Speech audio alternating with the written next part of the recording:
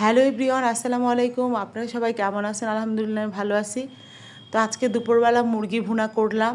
মুরগিটা একদম করে নিছি, কষায় নিয়ে একটু পানিও দেই নাই, কারণ আজকে একদম চুলার আঁচ কমায় দিয়ে শুকনা করে করব, শুকনা করে ভুনা করব।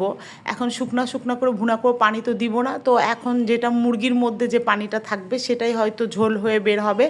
সো সেটা বেশি ঝোল হবে না, অল্প একটু হয়তো ঝোল হবে। তো আমি একদম কষিয়ে নিয়ে 2 ঘন্টার মতো কষিয়ে তারপরে পানি টানি কিছু দেই নাই, এগুলো সব পানি বের হয়েছে মুরগি থেকেই।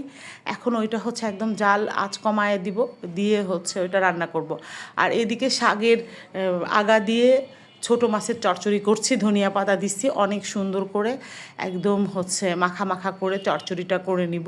এটার মধ্যেও তেমন পানি দিব না, হালকা একটু পানি দিব, দিয়ে এটারও জাল একদম কমায়া দিব। দিয়ে এই শাকের চচ্চড়িটা মানে খেতে অনেক ভালো লাগে। আমি তো এই শাক, তারপরে সবজি, এগুলো আমার খেতে ভালো লাগে, আর এগুলো আমি আমার জন্যই রান্না করি।